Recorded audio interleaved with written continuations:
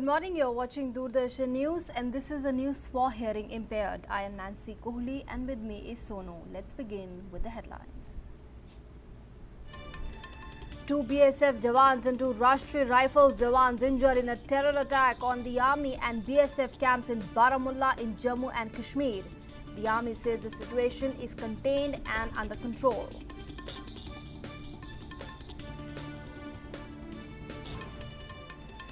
Union Home Minister Rajnath Singh to leave on a 2-day visit to Leh and Kargil today to interact with representatives of political parties, social organizations and individuals to seek their views on the present situation in Jammu and Kashmir. India becomes 62nd country to ratify the Paris Agreement on Climate Change. United Nations, the US and France hail India for ratification on Gandhi Jayanti. US says India has taken a bold and decisive step in combating climate change. Prime Minister Narendra Modi says India has never attacked any country but made supreme sacrifices for the cause of global peace. Speaking after inaugurating new Pravasi Bharati Kendra in New Delhi, Prime Minister Modi says Indian community all over the world is a strength that can convert brain drain into brain gain.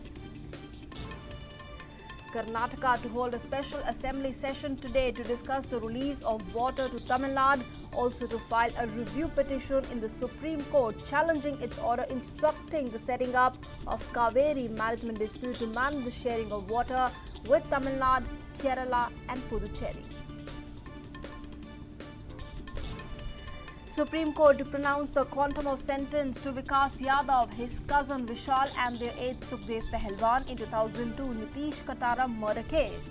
The Apex Court on 17th August 2015 had upheld the conviction of Vikas, Vishal and Sukhdev in the case.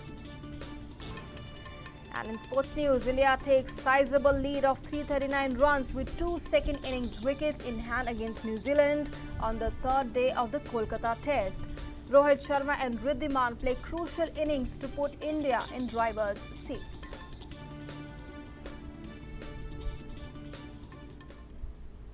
And now the news in detail. 2 BSF Jawans and 2 Rashtriya Rifles Jawans injured when terrorists last night carried out grenade attack near 46th Rashtriya Rifles Army camp in Baramulla district of Jammu and Kashmir. The militants were unable to break into the camp, which is located very close to the BSF camp. The Indian Army's Northern Command confirmed on Twitter that Baramulla incident situation contained and under control. The Army Chief and the Home Minister have been informed. Massive search and combing operations are on by the Army. The attack comes barely 4 days after the Indian Special Forces smashed 7 terror launch pads during a surgical strike across the line of control. As part of the centre's outreach to Jammu and Kashmir, Union Home Minister Rajnath Singh will leave on a 2-day visit to Leh and Kargil region today to interact with a cross-section of people. The minister will interact with representatives of political parties, social organizations and individuals to seek their views on the present situation in the state.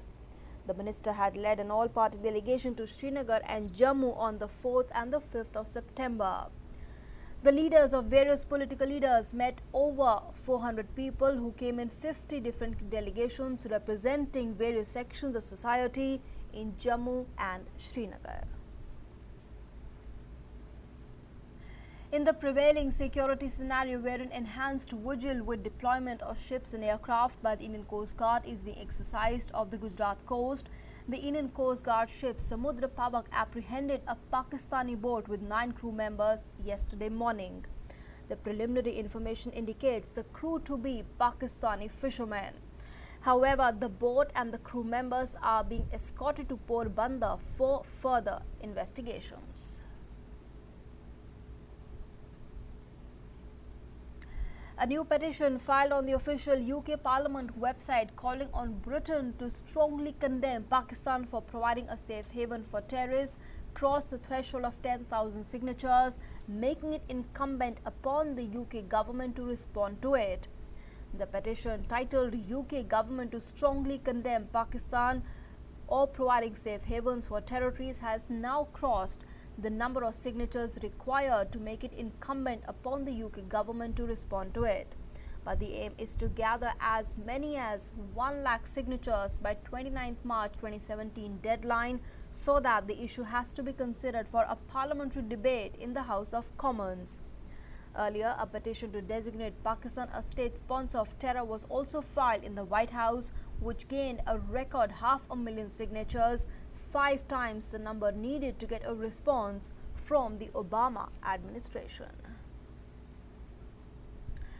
On to some other news now. India achieved a milestone on Sunday with the ratification of the Paris Agreement on Climate Change, becoming the 62nd nation to do so.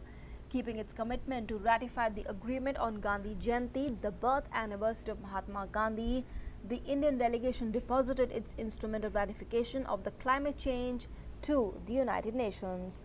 The Paris Agreement was adopted by 185 nations last year on 12th December, and India signed it in New York on 22nd April this year.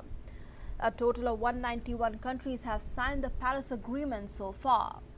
With the momentum gathering and the willingness expressed by several other countries to ratify the deal before the end of this year, it is expected that the agreement will enter into force soon and give a thrust to the global actions to address climate change. Prime Minister Narendra Modi has said India is committed to doing everything possible to mitigate climate change. Soon after India ratified the Paris deal, the Prime Minister tweeted saying care and concern towards nature is integral to the Indian ethos.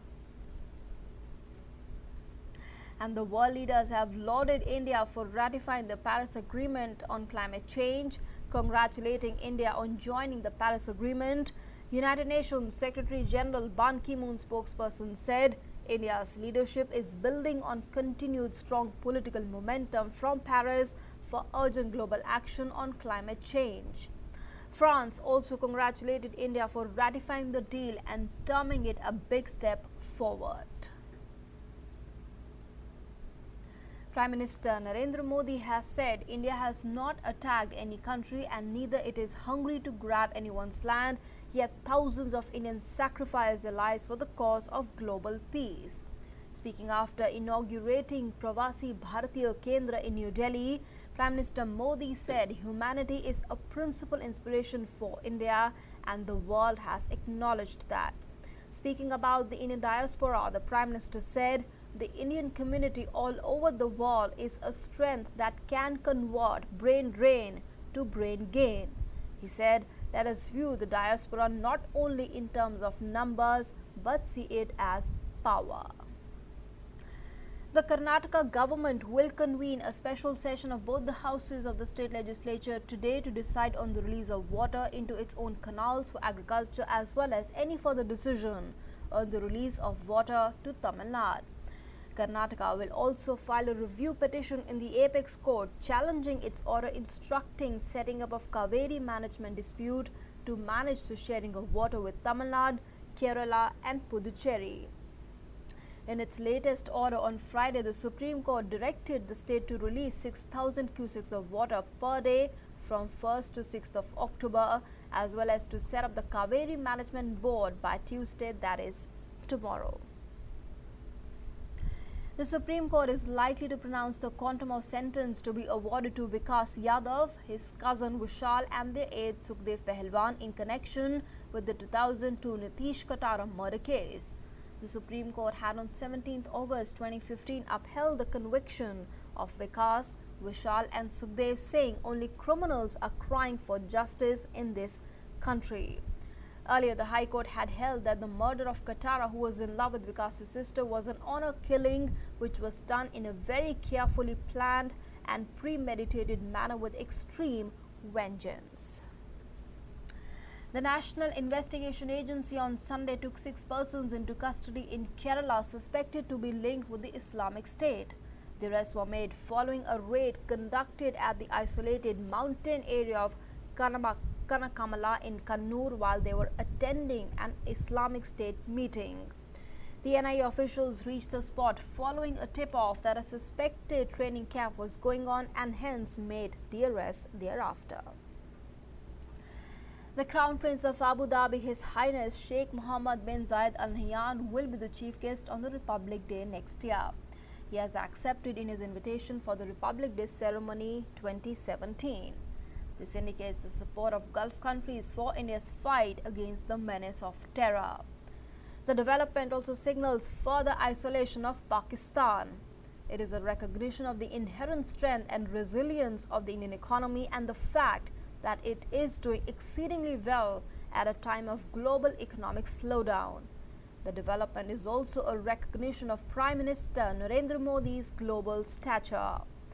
The visit of Crown Prince of Abu Dhabi is expected to further deepen the strategic partnership between India and the UAE. On to some other news now. Voters in a referendum in Colombia have rejected a landmark peace deal with FARC rebels in a shock referendum result, with 50.24% voting against it.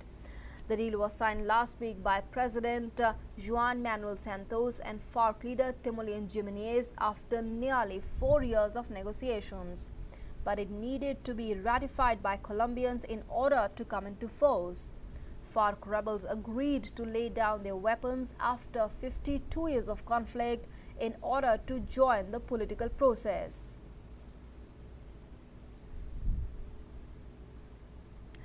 On to some sports news now. Rohit Sharma, the target of many questions about his place in the Indian Test team, silenced the doubters with the masterful 82 in the last session of Day 3 in the Eden Gardens. His 103-run partnership with Ridhiman Saha dragged India out of a precarious 110 for 6 and gave them a lead of 339 at the end of play on the third day. The dependable Saha provided great support and a century seemed there for the taking, but Mitchell Santner finally got his wicket as Sharma edged on to Ronchi on 82. Earlier, New Zealand were all out for 204 in the first innings. Jitan Patel and John Watling resumed New Zealand's battle from the overnight score 128 and added 60 runs for the 8th wicket. Ravichandran Ashwin dismissed Jitan Patel for 47. Soon, Mohammad Shami captured Watling LBW for 25. 2 overs later, Mohammad Shami removed Neil Wagner to bundle out New Zealand for 204 to secure a first innings lead of 112 runs. And with that, it's a wrap on this edition of the news. Thanks for being with us.